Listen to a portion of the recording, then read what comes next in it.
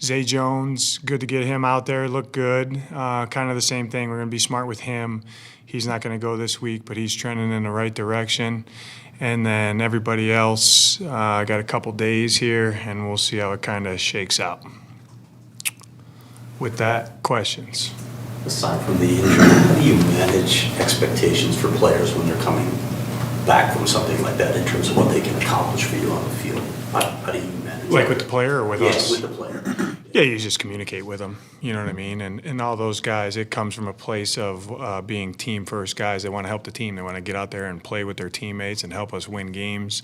But, you got to kind of manage. It's just one step at a time, one day at a time.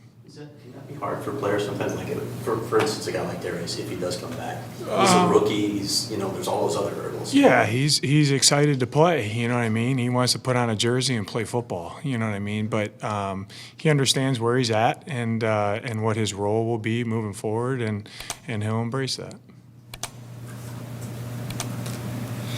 How's Matt Brainer doing? He's doing good. Do you expect him to play? We'll see the next 24 hours here. Zay was talking to us yesterday, and he was saying how being able to still be in the building over the past couple of weeks was definitely something that was helpful for him. How helpful is that as a team as you're trying to build the game plan to still kind of have him around in the building? Yeah, it's good just for him to be around ball, you know what I mean, because he missed a little bit of time there, but just be in meetings and get acclimated again. I'm not worried about Zay. He's a pro's pro veteran, you know what I mean? He's smart as they come. So when he's ready to go, he'll go. You had to look on him in the offseason, but did you get enough sense of what he can do for you in this offense, how he might be able to? Yeah, we did.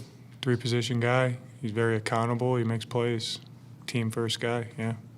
You mentioned guys understanding where they're at. How much of a factor is it that both Zay and Darius haven't really done any football in 7 weeks? Yeah, it's a lot of time. You know what I mean? You got to get your sea legs back a little bit, But, we have a really good return to play, and everybody's different, Those two guys that you just mentioned, Howard, are completely different cases, you know what I mean?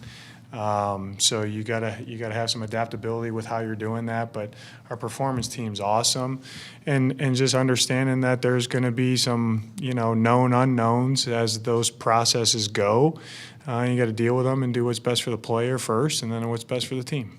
In being a longtime defensive coach, when it comes to takeaways, is there ever a time when it's right to, for lack of a better term, hunt takeaways, or is it always within the concept of whatever you're doing, and if they come, they come? Probably a healthy blend. The first thing you got to have them realize is the value of the ball, which I guys understand that. Then they have to understand when are their opportunities, when they could come up, and what techniques do they use. Our guys understand that. And then within the confines of the defense, there's times where you can be, if you have ball awareness and violence are the two words I use to go along with good technique of forcing takeaways. There's plays where it comes up, and it's a good question, Darren.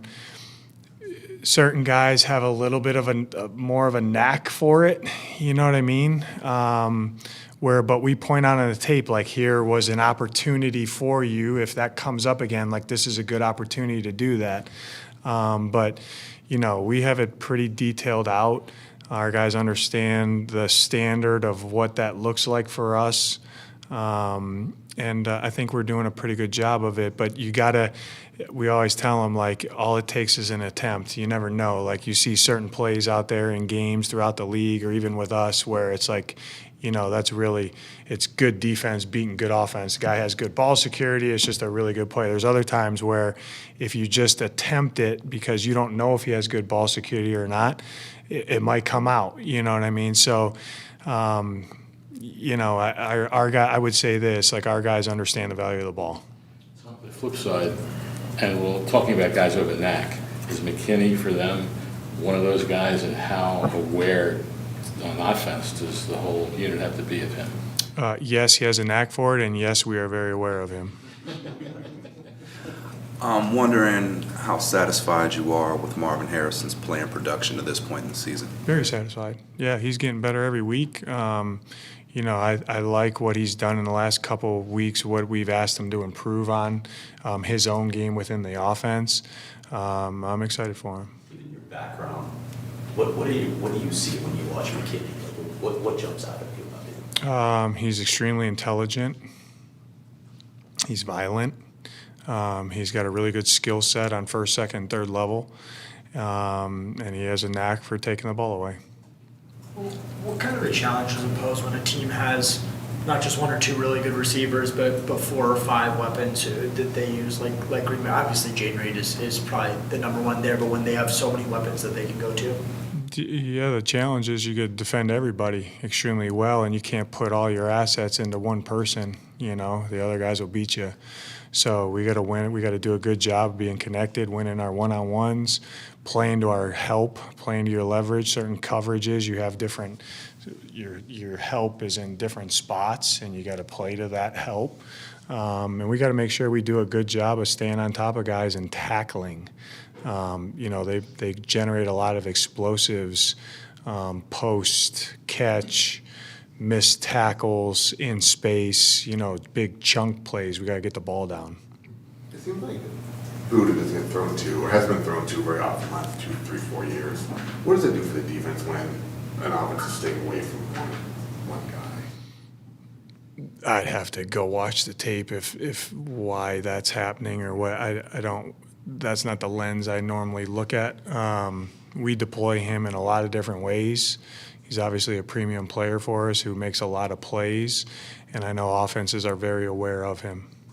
Coach, with Marv, you mentioned that you'd asked him to improve some things. I'm wondering if that's intangible stuff. Is it detail stuff? Is it playbook stuff? What can you tell me? Detail stuff. You know what I mean? When we talked about earlier, because we've had to adjust with him because of the player that he is. Like his stride length is longer than other guys' stride length. So when you're playing in a rhythm and timing-based offense, he might be too deep just because of his stride length, you know what I mean? Or, when he snaps his eyes, when Kyler wants his eyes, he might be too early or too late at times, you know what I mean? So he's a first-year guy. All rookies have a learning curve, no matter what their role is. They have a learning curve to play in, but he's playing a good amount for us. Obviously, he's an impact in the game. People are very aware of him.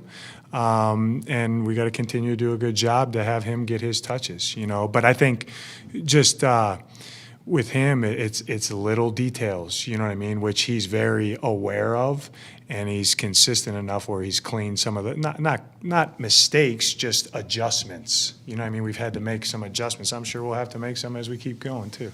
He's got this reputation as being really coachable and really easy to get along with. Have you seen that? 1,000%. Yeah, he acts like a 10-year vet. And I love where it comes from. It comes from a place of him wanting to help the team, first. And then secondly is, I want to improve my game.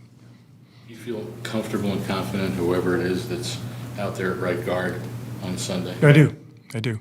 Yeah, I'm excited for those guys to play. Does adrenaline affect stride length at all?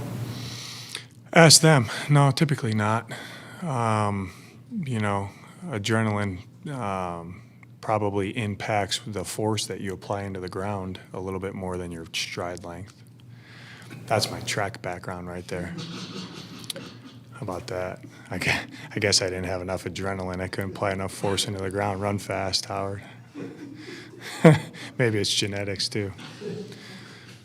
Thanks, Mom and Dad.